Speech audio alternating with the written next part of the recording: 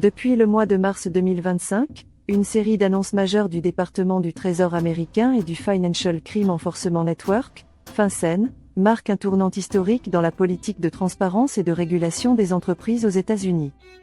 Sous l'impulsion directe de l'administration Trump, Washington semble vouloir transformer les États-Unis en la première destination mondiale pour les capitaux internationaux, un véritable retour à une logique de compétitivité, de liberté économique et d'attractivité financière.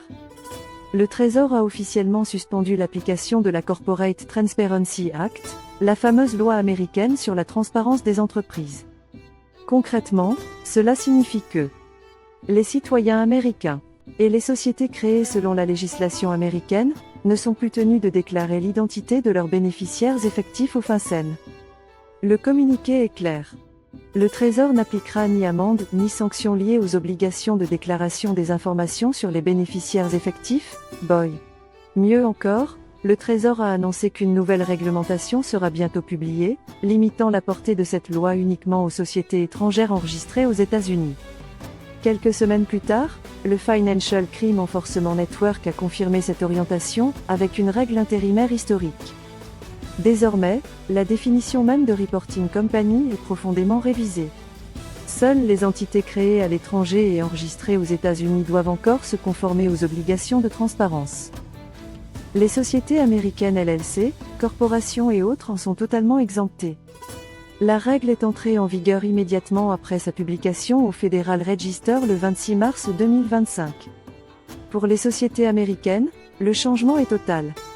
Plus aucune obligation de déclaration des bénéficiaires effectifs. Aucune sanction prévue en cas de non-déclaration. En d'autres termes, la plupart des LLC américaines, notamment celles créées dans des États comme le Delaware, le Wyoming ou la Floride, ne sont plus concernées par la Corporate Transparency Act. Derrière cette décision, se dessine une vision claire. Donald Trump souhaite rétablir la souveraineté réglementaire des États-Unis et redonner à son pays un avantage concurrentiel majeur dans la compétition mondiale des capitaux. En allégeant le fardeau administratif et en garantissant la confidentialité des structures américaines, Washington envoie un signal fort. Les États-Unis sont ouverts aux affaires. Les États-Unis accueillent de nouveau les investisseurs internationaux. Et surtout, les États-Unis entendent redevenir la juridiction offshore numéro 1 au monde. Cette suspension de l'ACTA pourrait redéfinir la carte mondiale de la planification d'entreprise. Là où autrefois, les entrepreneurs regardaient vers le Panama, les îles Vierges britanniques ou Dubaï, c'est désormais vers le Delaware, le Nevada ou le Wyoming que se tourneront les investisseurs.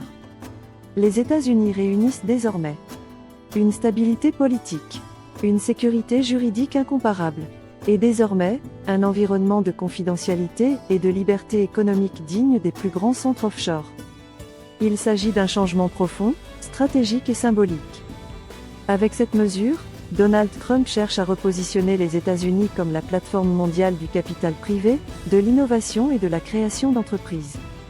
Pour en savoir plus sur les opportunités de création d'entreprises aux États-Unis, et comprendre comment cette réforme peut vous bénéficier, contactez notre équipe dès aujourd'hui. N'oubliez pas de vous abonner pour d'autres contenus sur les affaires internationales.